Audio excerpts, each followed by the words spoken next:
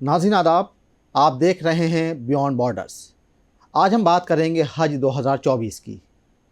20 लाख से ज़्यादा ज़ायरीन ने हज मुकम्मल कर लिया है और मुक़द्दस सफ़र से वापसी का सिलसिला भी जारी हो चुका है।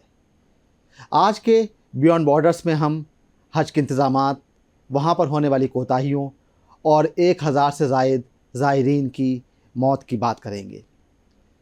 आज इस मौजू पर बात करने के लिए हमारे साथ दो ख़ास मेहमान मौजूद हैं। हमारे साथ मौजूद हैं दिल्ली स्टेट हज कमेटी के x member doctor Syed Shadab Hussain Rizvi साहब, और हमारे दूसरे मेहमान मौजूद हैं प्रोफेसर अर्शी ख़ान साहब, जिनका ताल्लुक़ शोबा सियासियात अलीगढ़ मुस्लिम यूनिवर्सिटी से है। दोनों मेहमानान का हमसे जुड़ने के लिए बहुत बहुत शुक्रिया। शादाब साहब, हज 2024 में 20 लाख से ज़्यादा ज़ायरीन ने शिरकत की। दुनिया का सबसे बड़ा इज्तिमात में इसको शामिल किया जाता है। एक हम चाहेंगे नाज़रीन को आप एक ओवरव्यू दें बहुत ही शॉर्ट में कि आखिर हज में इस बार कितने लोग गए थे, क्या क्या हुआ। बिस्मिल्लाहिर्रहमानिर्रहीम, अस्सलामु अलैकुम वरहमतुल्लाहि वबरकातुहू। बहुत बहुत शुक्रिया आपका, आपने बहुत अच्छा मौजू चुना और आपके नाज़रीन को भी बहुत मुबारकबाद कि वो ऐसे मौजू पर इस वक्त बात को समझेंगे और सुनेंगे। देखिए, हज का जहाँ तक मामला है, हज एक मजमूई तौर पर बहुत सारी एजेंसियाँ मिलकर कराती हैं। सबसे पहले हम देखें तो स्टेट हज कमेटी है, फिर हज कमेटी ऑफ इंडिया है, उसके बाद मिनिस्ट्री ऑफ माइनॉरिटी अफेयर है, मिनिस्ट्री ऑफ एक्सटर्नल अफेयर है, ये इंडिया की हैं। अब यहाँ से जब हम बाहर जाते हैं कि एयरलाइंस उसमें इन्वॉल्व हो जाती है, फिर वहाँ पर सऊदी पूरी हुकूमत इन्वॉल्व होती है, फिर वहाँ पर हमारा ही अमला CGI इन्वॉल्व होता है। CGI यानी काउंसिल जनरल ऑफ इंडिया, उनका पूरा अमला लगता है। इसके अलावा एक अहम जो वहाँ होता है मकतब, जिसे हम मुअल्लिम के नाम से जानते हैं, मीना मुजदलफा अराफात यानी मशाइर मुक़द्दसा में जो हज के 5 दिन के पूरे इंतज़ामात हैं, वो इंतज़ामी उमूर एडमिनिस्ट्रेटिव तो गवर्नमेंट ही करती है, मगर खेमे के अंदर या बहुत सारी चीज़ों के इंतज़ामात मुअल्लिम करता है। यानी मकतब वो एक कंपनी होती है जो हाजियों को अपने पास बुलाती है और उनके तमाम इंतज़ामात देखती है। Government of Saudi Arabia Muallem या मकतब को ही मीना मुजदलफा अराफात में खेमे की जगह अलॉट करती है। तो इस तरह से हम देखें तो बहुत सारी एजेंसीज़ मिलकर काम करती हैं जब ये हज बैतुल्लाह का सफ़र, ये मुक़द्दस सफ़र पूरा होता है। और इसमें पूरी दुनिया से लोग आते हैं। तो जिस तरह से हमारे मुल्क के इंतज़ामात हैं, इसी तरह से दूसरे मुल्क में भी मिनिस्ट्रीज़ और दूसरी एजेंसीज़ लगती हैं। ये मैंने आपको मोटे मोटे तौर पर बताया। हालांकि अगर हम देखें तो सिक्योरिटी एजेंसीज़ भी इसमें इन्वॉल्व होती हैं, और बल्कि हिंदुस्तान के तमाम डिपार्टमेंट्स से जो लोग यहाँ से बाकायदा अपॉइंट होकर जाते हैं, कुछ डेपुटेशन पर जाते हैं HA और AHA के रूप में, जो 3 महीने तक वहाँ रहते हैं। कुछ मेडिकल फैसिलिटीज़ के लिए डॉक्टर्स, पैरामेडिकल्स भी जाते हैं, और उसके अलावा दूसरे शोबों से खादिमुल हुज्जाज के नाम से भी एक अमला पूरा जाता है जो HA HO और काउंसलेट जनरल को हज को, हाजियों को पूरे को आपस में कनेक्ट करता है, कोऑर्डिनेट करता है। उसकी अलग अलग सबकी जिम्मेदारियां हैं। तो वो जिम्मेदारियां तो फिर अगर हम बात करेंगे तो बहुत डिटेल में हो जाएगी। जी। और हज जो है ना 40 दिन पर लगभग मुश्तमिल होता है, चूँकि 5 ही दिन तो सिर्फ हज के होते हैं, 8, 9, 10, 11, 12 ज़िलहज। इसके अलावा चूँकि जाना और आने का एक साइकिल होता है, तो 8 दिन मदीना मुनव्वरा रुकते हैं, उसके बाद 30 दिन के करीब मक्का रुकते हैं, और उसी मक्का में 30 से 32 दिन होते हैं, और उसी में हज शामिल होता है 5 दिन का। जी। तो ये अगर हम देखें तो इसी तरह से 40 दिन का सफ़र होता है। इसमें तमाम इंतज़ामात होते हैं, बिल्डिंग्स के इंतज़ामात होते हैं, वहाँ पर रहने के अलावा यहाँ से जाने के, और यहाँ इंडिया में एयरपोर्ट पर इंतज़ामात होते हैं, वापस आने में इंतज़ामात, बहुत सारी चीज़ें इसमें गवर्नमेंट और नॉन गवर्नमेंट दोनों ऑर्गेनाइजेशंस मिलकर काम करती हैं। अर्शी साहब, एक ओवरव्यू पेश किया अभी शादाब साहब ने। इस बार हमने देखा कि मीडिया और सोशल मीडिया में हज के रूह परवर मनाजिर देखने में मिले, लेकिन बहुत सारे दिल खराश मनाजिर भी हमने देखे। 1000 से ज़ायद ज़ायरीन की मौत वाक़ई हुई। अभी बचपन में हम देखा करते थे कि स्टैम्पीड हुआ करता था, लेकिन अब बेहतर इंतज़ामात की वजह से वो तो नहीं हुआ, लेकिन इस बार कुछ और हुआ। कौन है ज़िम्मेदार? Who and what to blame? देखिए, ये तो छोटा क्वेश्चन है, लेकिन इसके में वक्त चाहिए। और मैं ये समझता हूँ कि डेटा आपको और लेना चाहिए जो हमारे भाई साहब ने दिया है। इसमें आप देखेंगे जो कैजुअलिटी हुई है लोगों की, जो डेथ हुए हैं, वो मोर देन 50% वो लोग हैं जो अनऑथराइज्ड थे। एक होता है हज वीज़ा और एक होता है टूरिस्ट वीज़ा। तो जो हज वीज़े पे जाते हैं तो वो सारी फैसिलिटीज अभी बता रहे थे आपके साबिक चेयरमैन थे, तो सारी फैसिलिटीज मिलती है। और जो अनऑथराइज लोग हैं उनके पास ना कोई खेमा है ना कुछ है, वो हो सकता है खेमे में घुस जाए किसी के यहाँ ज़बरदस्ती, और ऐसा हुआ है, क्राइसिस हुई है सारी कुछ। तो सबसे पहली बात कि वहाँ पे मोर देन 50% जो कैजुअलिटीज हुई है वो उन लोगों की है जो अनऑथराइज। जी। अब मैं एग्जांपल देता हूँ कि टोटल जो डेथ हुई है मेरे पास जो करंट डेटा है वेस्टर्न सोर्सेज से, वो है 1170। ओके। ये करंट डेटा है मेरे पास। इसमें आपको मैं एक मिसाल दे रहा हूँ, जैसे कि इजिप्शियन जो है इनका डेथ हुआ 658, 658 लोग। 658 में 630 जो थे वो अनरजिस्टर्ड थे। उसी तरह से आप देखेंगे कि इंडिया का जो डेथ है वो ज्यादा नहीं है, वो करीब 98 है। 98 में भी जो 4 डेथ है वो एक्सीडेंट के थ्रू हुआ है।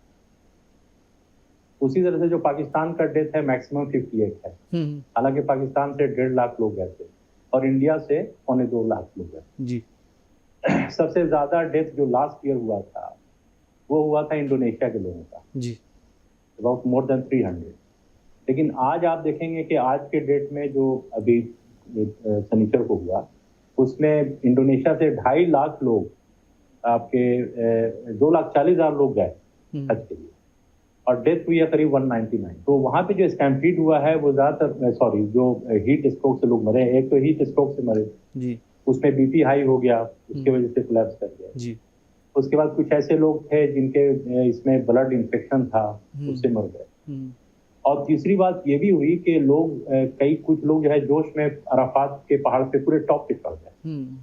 अब इतनी तपती धूप में उस पे रहना, फिर तो उससे भी हालत खराब हुई। उसके बाद 7 किलोमीटर 12 किलोमीटर चलना पड़ा, वो भी एक वजह बनी। और एक वजह ये भी बनी कि जो अनरजिस्टर्ड लोग थे उनके पास कोई ऐसी जगह नहीं थी कि जहाँ पे वो रुक सकें, उनको सारी फैसिलिटीज मिल सके। तो इन सब की वजह से ये डेथ में एक और वजह ये भी है कि जो ज्यादातर जो मौतें हुई हैं वो उन लोगों की है जो 50+ हैं। ओके। मतलब कि हाँ, लेकिन आप देखेंगे कि जो हुकूमतें हैं, जैसे फॉर एग्जांपल करीब 50 से कम डेथ हुआ है ट्यूनीशिया के लोगों का जी, लेकिन ट्यूनीशिया के प्राइम मिनिस्टर ने वहां के रिलीजियस मिनिस्टर को रिजाइन करा दिया, बोला रिजाइन करो, और उन्होंने अपनी जिम्मेदारी कबूल की। हालांकि वो थोड़ा सा डेथ था 40 के लगभग, और उन्होंने कहा कि मुझे जो है कमी महसूस हुई सारा कुछ। तो मैं ये समझता हूँ कि जैसे अब पता नहीं कि हमारे यहाँ से कोई क्राइसिस टीम थी या नहीं, मेडिकल टीम वगैरह तो रहती है, लेकिन वो सब तो एक जगह पे बैठे रहते हैं। तो सऊदी हुकूमत ने तो अपना इंतजाम जो अच्छा किया है, पॉलिटिकल लेवल पे मैं उसका क्रिटिक हूँ, लेकिन इन मामलात में अगर आप देखें कि सऊदी ने करीब 3,000 मेडिक्स को वहां पे डिप्लॉय किया जी, और कई सारे लोग जो थे वो वॉलंटरी मेडिक्स में लगे हुए थे। 3,000 लोगों का उन्होंने इलाज भी किया। लेकिन जो government, for example India government, तो क्या हमने कोई एक्स्ट्रा टीम वहां भेजा या हमने कोई इमरजेंसी टीम वहां पे रखा रेस्क्यू करने के लिए जी? इसलिए कि इतनी धूप है, पहले से अंदाजा होना चाहिए था। तो हमें लगता है कि अच्छा, जो ज्यादातर देखिए 22 कंट्री से लोग आए थे वहां पे हज करने जी, और 22 में से जो कैजुअलिटीज हुई है वो 10 कंट्री से हुई। अब 10 में इंडिया है, पाकिस्तान है, आपके ईरान है, नॉर्दर्न इराक है, कुर्दिश वाला एरिया, टर्की से नहीं हुआ है, जॉर्डन से हुआ है, इजिप्ट से हुआ है, सेनेगल से हुआ है, मलेशिया से हुआ है, थोड़े थोड़े सूडान से हुआ है। तो 10 कंट्री से ये कैजुअलिटीज हुई है। लेकिन इसमें मुझे जो चीजें नजर आ रही हैं वो ये है कि और एक ये भी एग्रीमेंट है सऊदी गवर्नमेंट का कि अगर वहाँ डेथ हो जाता है हाजी का तो डेड बॉडी वापस नहीं करते, इसलिए उसमें बहुत सारा काम वो इंतजाम वगैरह करना पड़ता है, वो वही दफन करते हैं जी। लेकिन मैं समझता हूँ कि यहाँ से फॉरेन मिनिस्ट्री को, होम मिनिस्ट्री भी इन्वॉल्व है, फॉरेन मिनिस्ट्री भी इन्वॉल्व है, इंटेलिजेंस भी इन्वॉल्व है, सारे लोग इन्वॉल्व हैं। तो इनके पास वहाँ पे एक स्टैंड बाई में चीजें रहनी चाहिए, वहाँ पे डॉक्टर्स होने चाहिए, और खास करके इस तरह के हालात में, इसलिए कि ये एक दिन का तो मामला नहीं, हर साल लोग जाते हैं जी, और अच्छा खासा पैसा देके जाते हैं। ये तो सब्सिडी का नाम है, कहने के लिए कि सब्सिडी है। 5 लाख 4.5 लाख में एक जो है नॉमिनल लेवल पे एक हज हो रहा है, तो कोई सब्सिडी इसमें नहीं है कोई ज्यादा। अगर लोग प्राइवेटली अपना पैसा जमा करके जाए तो हो सकता है कि जो 4.5 लाख ले रहे हैं वो 3 लाख में हो जाए। लेकिन इसके बावजूद भी जो गवर्नमेंट लेवल पे जो सिंसियरिटी होनी चाहिए थी, सेंसिटिविटी में कहूँ, वो नहीं है। मैं एक एग्जांपल देता हूँ आपको जी। अभी कुवैत में कुछ लोग वो जल करके इंतकाल कर गए एक बिल्डिंग में, जो इंडियन वर्कर्स थे, आपको याद होगा। जी, इंडियन वर्कर्स थे ना कुवैत में अभी जी। और उस वक्त हमारे प्रधानमंत्री साहब अटेंड कर रहे थे मीटिंग। वहां जा सकते थे, जो यूरोपियन होते हैं वो चले जाते हैं, अगर इजरायली भी होगा तो वो चला जाएगा अपनी जगह। तो हमारे यहाँ सेंसिटिविटी नहीं है। मर गए, चलो कोई बात नहीं, मैं इसके लिए कोई ब्लेम नहीं कर रहा हूँ, लेकिन हमें लगता है कोई हमारा जो मेंटल मेकअप है वो उस तरह का नहीं है कि इन चीजों को हम सीरियसली लें। अभी आपने देखा कि शराब से लोग मर गए वहां तमिलनाडु में के साथ, तो कोई हमें इस तरह का, तो इस लेवल पे कमी रही है। और हमें लगता है कि सऊदी गवर्नमेंट के जो इंतजाम, जैसे मैंने भी हज किया था सन 2010 में, तो इंतजाम तो उनके बड़े परफेक्ट हैं जी, खास करके हाजियों के लिए सारा कुछ। और जो हाजी जाते हैं उनको एजुकेट भी होना चाहिए कि भाई किस टेम्परेचर में हम बाहर जाएं, कहाँ पे परहेज करें, और प्रॉपर वीजा लेके जाएं, ये भी तो जरूरी है जी। और जब इतनी तपिश है वहां पे, तो हम छाता लें, ये जो छतरी होती है सारा कुछ है, तो ये प्रिकॉशन की कमी रही जी। और स्पेस, एक देखिए 3 चीजें आ रही हैं, lack of water, lack of shelter जी, और लैक ऑफ ट्रीटमेंट। ये तीनों चीजें उन लोगों के लिए अवेलेबल नहीं है जो अनरजिस्टर्ड है। जो रजिस्टर्ड है उनके लिए सारी फैसिलिटी जी, उसमें डेथ कम हुए हैं जी। तो हमें लगता है कि अगर सरकार जो है, हमारी सरकार या जो कंट्रीज के जहाँ के हाजी आ रहे हैं जी, अगर वो कोई कंटीजेंसी लेवल पे कोई प्लान बना के रखे, तो इन सब चीज़ों से निकला जा सकता है। शादाब साहब, अर्शी सर ने बहुत ही डिटेल में मुमकिन जो वजूहात हैं उस पर रोशनी डाली। चूँकि आप हज कमेटी ऑफ इंडिया से वाबस्ता रहे हैं और आप इंतज़ामात हमारी तरफ से किस तरह के होते हैं उससे भी आप वाकिफ़ हैं। ठीक है, वहाँ पर पहुँचने के बाद सारे इंतज़ामात सऊदी हुकूमत के हाथ में होते हैं, लेकिन क्या हमारे या इंडियन गवर्नमेंट की तरफ से भी कुछ होता है, या जो मुतल्लिक़ा हुकूमत है उनकी तरफ से भी कुछ होता है, उसको हम कुछ बेहतर कर सकते हैं जिससे कि वहाँ पर इस टाइप की हादसात, इस टाइप की चीज़ें कम हों? देखिए, जैसे अभी प्रोफेसर साहब ने बताया, उन्हीं की बात को आगे बढ़ाता हुआ मैं बोलूँ कि हिंदुस्तान की तरफ से तमाम इंतज़ामात जाते हैं। अब ये कुछ अफसरान के अपने दिल की भी बात होती है, कुछ इंसान जाता है वहाँ पर सिर्फ ड्यूटी करने के लिए जी, और कुछ लोग जाते हैं ड्यूटी के साथ खिदमत करने के लिए। जो खिदमत के जज्बे के साथ वहाँ जाता है वो बियॉन्ड द बाउंड्री जाके, बियॉन्ड द कैपेबिलिटी जाके काम करता है जी, बिल्कुल। अब जैसे हजरत ने बताया, हमने यहाँ पर ट्रेनिंग में 12, एक तो हम चाहते हैं आपके चैनल से लोगों को मैं मैसेज दे दूँ कि जो भी हुज्जाज इकराम हज के लिए जाते हैं, बराए करम जो ट्रेनिंग्स हज कमेटीज़ कराती हैं उनको ज़रूर अटेंड करें जी, क्योंकि उसमें वो मुमकिन सूरत हाल आपको बताते हैं। उलमा इकराम जो वहाँ ट्रेनिंग देते हैं वो आपको हज बहुत अच्छी तरह से समझा सकते हैं, बहुत अच्छी तरह से सिखा सकते हैं, फ़िक़ही मसाइल, शरई मसाइल पर आपको बहुत अच्छी तरह से बता सकते हैं। मगर कुछ लॉजिस्टिक्स मामलात होते हैं, कुछ वहाँ पे आपको जो परेशानियाँ फेस करनी होती हैं वो वही लोग बता पाएंगे जो उससे दरकिनार हो चुके हैं या उससे वो उनमें रहे हों या उनको बताया गया हो। तो ट्रेनिंग में हम बार बार बताते हैं कि साहब वहाँ गर्मी बहुत पड़ेगी, आपको जूस पीना है, आपको ग्लूकोज पीना है, आपको पानी पीना है, लबन पीना है, दूध पीना है, आपको वो सिट्रिक एसिड वाले फ्रूट्स खाने हैं। क्यों? इसलिए कि वहाँ पर क्या होता है कि प्यास नहीं लगती, एकदम से आपको गर्मी में आप चले और सूखे और गिर गए, कोलैप्स हो गए। तो अब इंस्टेंटली उस 20 लाख के मजमे में आपकी जगह कोलैप्स हो रहे हैं। हो सकता है आपके नियर अबाउट बिल्कुल मेडिकल सेंटर हो, आपको उठा के लेके जा सकता है। आपको लेके जाने के लिए भी उस पर वहाँ तक ले जाने के लिए आपके लिए स्ट्रेचर चाहिए, आपके लिए एक लोग चाहिए जो आपको वहाँ तक पहुँचाएँ। अब वो हर कदम पर तो मौजूद नहीं हो सकते, लिमिटेड उनका होता है। इंडिया से बाहर बहुत सारी टीम्स जाती हैं जो मेडिकल टीम होती हैं, पैरामेडिकल्स होती हैं, उनके बाकायदा वहाँ हमारे हॉस्पिटल्स बनते हैं, 40 बेड हॉस्पिटल, पॉलीक्लिनिक, डिस्पेंसरी, अलग अलग लेवल पर। तो वो भी इंतज़ामात करते हैं, उनको सबको मीना में डिप्यूट कर दिया जाता है। और उसके अलावा सऊदी गवर्नमेंट के जो इंतज़ामात होते हैं वो मैं उनकी जितनी तारीफ़ करूँ वो कम है। अलबत्ता कुछ चीज़ें होती हैं जिसमें हम कह सकते हैं जब कुछ चीज़ हुई है तो कहीं ना कहीं इंतज़ामात में या कहीं ना कहीं मिसमैनेजमेंट हुआ होगा। मिसमैनेजमेंट में अगर हम देखें तो जैसे रोड पर ट्रैफिक चल रहा है, अब उसमें पैदल वाले लोग भी चल रहे हैं, बसें फंस गई तो बस वाले हाजी के ऊपर थोड़ी चढ़ा देगा। जी। अब उस बस में हाजी बंद है, 6 घंटे में वो अराफात पहुंच रहा है, तो वो अब उसकी गलती नहीं है। अब वो हाजी रोड पर चल रहा है, ऊपर 44 डिग्री 45 डिग्री टेम्परेचर है, नीचे तारकोल का रोड है, वो जब गर्म होता है तो नीचे से 50 डिग्री 52 डिग्री टेम्परेचर, उसमें 20 लाख लोगों का मजमा, फिर वहाँ पे उनके सहूलत के लिए एसी चल रहे हैं, उनकी एक अलग गर्मी, उसके अलावा जनरेटर्स चल रहे हैं, गाड़ियाँ स्टार्ट हैं, उनका पॉल्यूशन, सब चीज़ें मिला के मजमूई तौर पे हीट स्ट्रोक बहुत ज़्यादा हो गया। फिर सऊदी हुकूमत ने इसके लिए ख़ास ऑर्डर्स निकाले कि आपको 11 बजे से 4 बजे तक जमरात पर नहीं जाना। तो आप लोग क्यों अफजलियत के पीछे पड़े? आपके पास एक जायज़ अमल मौजूद है, तो आप 11 बजे क्यों निकल कर जमरात पर जा रहे हैं? आप 4 किलोमीटर पैदल जाएंगे, 5 किलोमीटर पैदल जाएंगे, सूरज आपके सर पर होगा, सर पर आपके टोपी नहीं है, आपका बदन सूखा हुआ है, पानी आपके पास मौजूद नहीं है, जिसके लिए बार बार कहा जाता है। आपने पुराने कुछ हाजियों को देखा होगा कि वो वहाँ से थर्मस लेकर आते थे। जी। क्यों? क्योंकि वो हर वक्त उसमें पानी भर के रखते थे और जहाँ जहाँ ज़रूरत होती थी पानी पीते थे। ये कहा जाता है कि अगर आपको प्यास लगे या ना लगे, आप पानी पीजिए। अब होता क्या है, बहुत सारे हाजी ये सोचते हैं जो उम्र दराज होते हैं, मैं बार बार पानी पीऊँगा, मुझे पेशाब लगेगा, मेरा वज़ू टूट जाएगा, मैं कहाँ वज़ू करूँगा।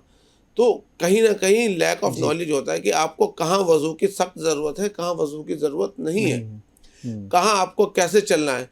अब जैसे उन्होंने बताया बहुत सारे हाजी इलीगल थे, तो वो भी होते हैं, मगर लीगल कई जो इंतकाल हुए, हमारे पास जो खबर आई वो उसमें ज़्यादातर इंतकालात को स्टैम्पेड की वजह से नहीं हुआ, वो इंतकाल हुआ गर्मी की शिद्दत से, उन्हें चक्कर आए, गिर गए। मेरे सामने क्या एक बात है, हज्जन साबरा उनका नाम है, वो उनको डायलिसिस था। अब उस कंडीशन में आप उनको हज के लिए ले गए, उनके बच्चे थे साथ में, अब वो हीट स्ट्रोक हुआ, उनको वो इंतकाल कर गई, हॉस्पिटल ले गए, हॉस्पिटल में डॉक्टर्स ने पूरी जांच करके उनका डेथ सर्टिफिकेट बना दिया। अब उनको दफनाने के लिए जब लेके जा रहे थे, जब उनको पैक कर रहे थे, कफना रहे थे, उस वक्त उनके हाथ हिलने लगे, उनको वापस हॉस्पिटल लेकर आया गया। अल्हम्दुलिल्लाह आज बिल्कुल ठीक है। तो ये भी अल्लाह की तरफ से एक जो वहाँ पे आपको मौजज़ा देखने को मिलता है। देखिए, ज़िंदगी और मौत तो अल्लाह के हाथ है, मगर हमारे को अपने इंतजाम ज़रूर देखने चाहिए कि हमें किस लायक है। अगर गवर्नमेंट ने आपके लिए कुछ रूल्स बनाए हैं, वहाँ पर कहा है, बद इंतज़ामी या बदनज़मी की मैं को डिफेंस नहीं कर रहा हूँ, मगर कहीं ना कहीं उस बदनज़मी और बद इंतज़ामी में हमारा भी हाथ होता है। हम ही लोग रूल्स को जब तोड़ते हैं तो बदनज़मी फैलती है, जब भीड़ ज़्यादा हो जाती है तो रोड डाइवर्ट कर दिए जाते हैं। एक लंबा रोड आपको घुमा के लाया जाएगा तो आपको ज़्यादा चलना पड़ेगा।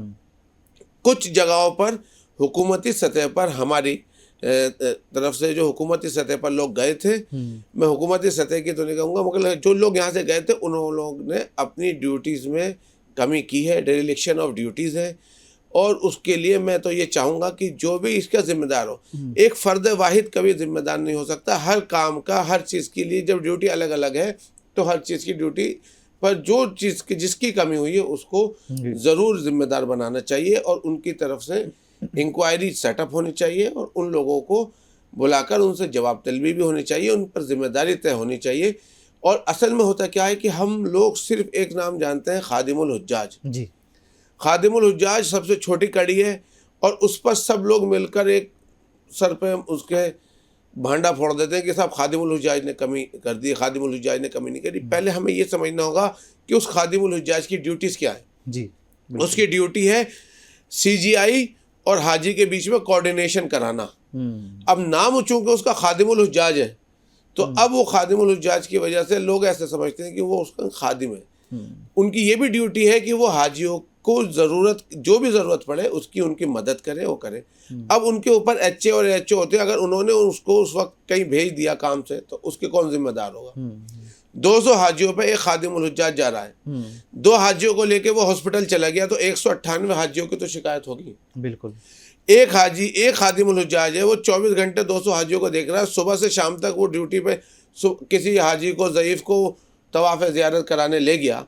अब वो जब वापस आएगा रात को तो उसकी टांगें खुद चूर होंगी, वो भी तो इंसान होगा। अब 198 लोग कह रहे हैं मेरा ये काम करो, मेरा ये काम करो, तो हमें बशरी तकाज़ों को भी देखना चाहिए।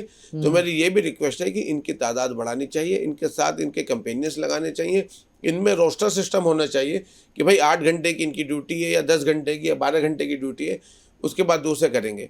मुअल्लिम हज़रात जो खेमों में वहाँ पर जब हमने देखा कि परेशानी आई, तो खेमों में मौलिम जो होते हैं, मकतब होते हैं, वो चूंकि ना हज कमेटी ऑफ इंडिया ना CGI के जवाबदेह होते हैं, तो उनको कहीं ना कहीं हमारी गवर्नमेंट बहुत मजबूत गवर्नमेंट है, हमारा राष्ट्र बहुत मजबूत राष्ट्र है, तो हमें वहाँ से गवर्नमेंट से बात करनी चाहिए कि साहब आप जो वजारत हज और उम्रा है वहाँ की मिनिस्ट्री ऑफ हज एंड उम्रा, उसके साथ ये तालमेल बिठाइए कि साहब इसकी पूरे खेमों की वीडियो रिकॉर्डिंग्स होनी चाहिए CCTV कैमरे के साथ, और उसकी एक कॉपी CGI को मिले, एक कॉपी वजारत हज के पास जाए, उसके बाद हज के बाद इन पर पूरा एनालिसिस हो कि इसमें क्या क्या कमी रह गई थी, ताकि आइंदा सालों में उन कमियों को दूर किया जाए। तो इसी तरीके की बहुत सारी ज़रूरतें जिनको हम वक्तन फ़ौक्तन अगर हम चाहेंगे तो आगे बढ़ाएंगे और उसको हम सही करके कर सकते हैं।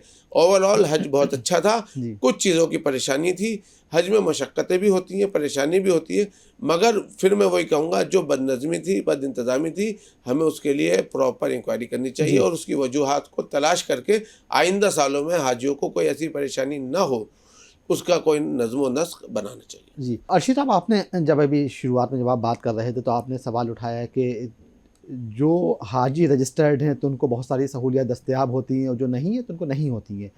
तो आखिर हम जो अनरजिस्टर्ड जो ज़ायरीन हैं उनको कैसे रोका जा सकता है ताकि वो नंबर्स कम हो जाएं, और जब लोग कम होंगे तो कहीं ना कहीं इंतज़ामात भी का भी इस्तेफ़ादा लोग बेहतर जो है उठा सकेंगे? वो तो देखिए, वो तो जिम्मेदारी सऊदी गवर्नमेंट की, इसलिए कि जो वीज़ा इशू होता है जी, और वीज़े से आजकल बहुत सारी कंट्रीज काफ़ी पैसा कमा रहे हैं, उन्होंने वीज़ा फीस बढ़ा दिया है जी, और उनको टेम्पररी तो उनको फ़ायदा हो जाता है, लेकिन इस तरह की सिचुएशन में कैजुअलिटी जो है वो पार्टी को हो जाती है। ये तो सऊदी गवर्नमेंट की जिम्मेदारी। हालांकि हुआ ये भी है कि कुछ लोगों की जो मौत हुई है उसमें सिक्योरिटी एहलकार ने अनरजिस्टर्ड को दौड़ाया भी है, जी, मतलब कि उसको पकड़ने के लिए या उसको अरेस्ट करने के लिए, उसमें भी वो लोग भागे हैं, उससे भी उनका हरासमेंट हुआ, मैं ये कह रहा था।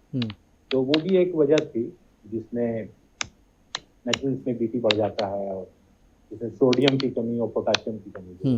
तो इसमें आप देखेंगे कि सन 1987 में समर हॉट समर था 1987, उस वक्त भी हज में करीब 1000 लोग उसमें डेथ हुई थी। अब उसमें कहते रजिस्टर्ड ये तो डेटा नहीं है मेरे पास, लेकिन मैं आपको बताऊं कि ये एक बहुत बड़ी इंडस्ट्री है, बहुत बड़ा रेवेन्यू सोर्स है, सोर्स ऑफ इनकम है सऊदी गवर्नमेंट के लिए। $30 बिलियन पर ईयर इनका इससे फायदा है, $30 बिलियन, $30 बिलियन, अरब डॉलर, और करीब 1 लाख सऊदी लोगों को इसमें नौकरी मिल जाती है। तो वही मैं कह रहा था सेंसिटिविटी की बात, कि उनके पास ये डेट, इसलिए कि देखिए हज तो यंग एज में होना चाहिए, जैसे अब्दुल्ला की एज है, तो या 30 के बाद जो है ज़्यादातर जो आप देखेंगे इंडोनेशिया के लोग या तुर्की के लोग या मलेशिया, ये यंग एज में करते हैं, या थाईलैंड के भी लोग। ये हमारे यहाँ साउथ एशिया में जो आदमी वो सोचते हैं कि सारा गुनाह वरा अगर जो भी है उसको लास्ट में किया जाए। अब उसमें हज में होता है कि फिजिकल एक्सरसाइज की जरूरत होती है, आपको जाना है, रमी करना है, राइट, सफा मरवा पे, तो उसमें आपको फिजिकल पावर चाहिए आपको, तो यंग एज में करने का है। तो मैं ये कह रहा था कि वहाँ की गवर्नमेंट अगर वो प्रोफाइलिंग करे कि भाई कितने लोग आ रहे हैं इंडिया से, उनकी क्या एज है, क्या उनका मेडिकल रिकॉर्ड है, सारा फिर थोड़ा सा उसको मॉनिटर अगर करें तो उससे थोड़ा कुछ फायदा हो सकता है। उसी तरह से जो हिंदुस्तान का फॉर एग्जाम्पल देखिए, इतने लोग हो गए, पता नहीं कितने पॉलिटिकल लीडर्स ने इस पे अपने अफसोस जाहिर किया या नहीं किया, ये सब बिल्कुल आंख के सामने है। जी, मैं नाम नहीं लेना चाहता। तो सेंसिटिविटी हमारे यहाँ है नहीं। हमारे यहाँ ये कि कोविड में कितने लोग मर गए, नदियों में लाश बही, आपको याद होगा सारा। तो हमारा ज्यादातर जो ताकत है वो शायद ज्यादातर वो इलेक्शन पे ही लगता है जी, और इसमें आप लोग की भी जिम्मेदारी जो है, आप लोग का भी कंट्रीब्यूशन होता है, टीवी वालों का सारा।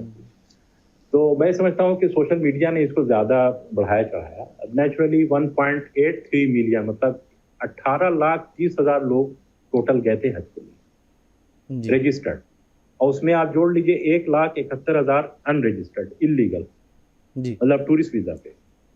तो इतने में, इतने सन स्ट्रोक के हीट में इतने लोगों की जो कैजुअलिटी है, मैं ये समझता हूँ कि नॉट टू मच एबनॉर्मल जी, ये हो सकती थी, इसमें थोड़ा बचाया भी जा सकता था। बहरहाल ये चीज़ें होती हैं और अल्लाह ताला इनकी मग़फ़िरत फरमाए।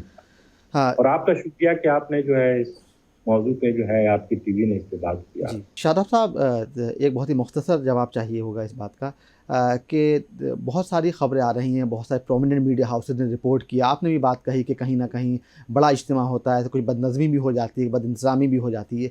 लेकिन एक जो बात जो काफ़ी कहीं ना कहीं परेशान करने वाली है कि वहाँ पर जो लोग कुछ लोग मौजूद थे उनसे ये कहा गया कि इस टाइप की शिकायतें आप अपने मुल्क में जाके मत कहिएगा, मत बताइएगा।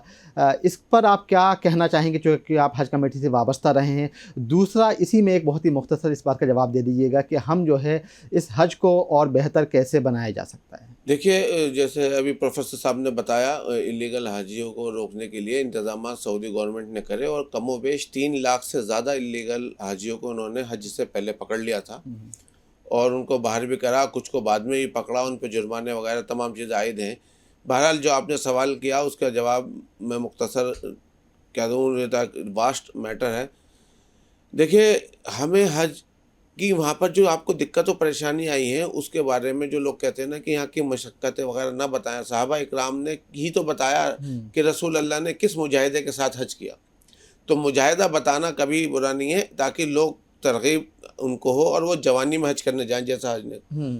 दूसरा हमारे साथ ये है कि आपको जब तक वहाँ पर आकर यहाँ पर हमारी ऑर्गेनाइजेशंस, हमारी हज कमेटीज़ या गवर्नमेंट उनसे सही मानों में प्रॉपर फीडबैक नहीं ले, फीडबैक के नाम पर खानी पूर्ति ना हो, प्रॉपर फीडबैक ले, उनसे कंप्लेंट्स ले कि किसने उस कंप्लेंट्स को फिर एनालाइज करे और उसमें देखे कि हमारी कहाँ कमी रह गई, हमसे कहाँ कोताही रह गई, कौन सा एंड हमारी कमी का था, कौन सा एंड सीजीआई की कमी का था, कौन सा एंड मौलिम की कमी का था, उन पर फिर फोकस हो ताकि अगले हज में इस तरीके की परेशानियाँ ना आए। और जो लोग ये कहते हैं कि साहब आप वहाँ से आकर सिर्फ अच्छा ही बयान कीजिए, तो मैं इस बात से बिल्कुल मुत्तफिक नहीं हूँ। और कोई भी मुसलमान हज बैतुल्लाह की कोई बुराई नहीं करता, कोई मक्का मुकर्रमा की बुराई नहीं करता, कोई मदीने मुअज़्ज़मा की बुराई नहीं करता। माज़अल्लाह अस्तग़फ़िरुल्लाह का कोई करेगा तो वो बदनसीब होगा।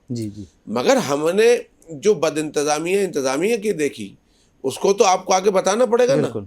या तो आप उसका एक प्लेटफॉर्म बनाइए, या आप उसका एक फ़ोन नंबर बताइए, एक चैनल बताइए, या आप कुछ ईमेल्स आईडी बताइए, या कुछ एड्रेस दीजिए कि आप इतनी तारीख तक अपनी कंप्लेंट लिखकर इस पर भेज दें, बिल्कुल अपना फीडबैक दे दें, ताकि आप उस पर बाकायदा एक टीम बनाइए जो टीम इस मामले में एक्सपर्ट हो और उसको एनालाइज कर सके कि कहाँ कहाँ क्या कमी है। दूसरा, हमारे उलमा इकराम को मैं ये रिक्वेस्ट करूँगा कि वो अपने यहाँ तकारीरों में, जलसों में इस बात पर जोर दें कि भाई जवानी में हज कीजिए। जवानी में हज करना अच्छा है, इबादत जवानी की ज़्यादा मकबूल है। ज़ईफ़ी में मैंने देखा कि जो लोग यहाँ से जाते हैं वो सिर्फ़ और सिर्फ बामुश्किल हज के फ़राइज़ और वाजिबात ही अदा कर पाते हैं। जी बिल्कुल। इसके अलावा मैं उन लोगों से बहुत गुजारिश करूँगा, वो हमारे नौजवान भाई जिन्होंने बड़ी मुश्किलों से पैसा जमा किया और अपने माँ बाप को हज पर भेज दिया, ज़ईफ़ को, भाई थोड़ा सा पैसा और कहीं से इंतज़ाम कर लो, आप खुद साथ में जाओ।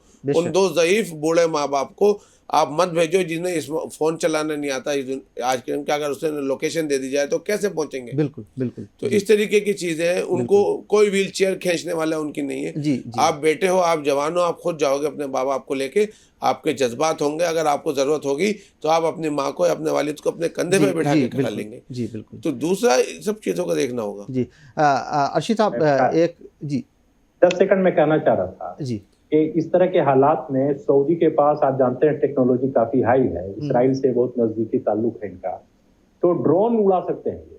जी बिल्कुल। हाजी जा रहे हैं तो ड्रोन अगर उड़ता रहे और जितने आपके हाजी हैं सबका फेस उसमें हो तो वो ड्रोन पहचान लेगा कि कहाँ पे वो आदमी लुढ़क गया, गिर गया।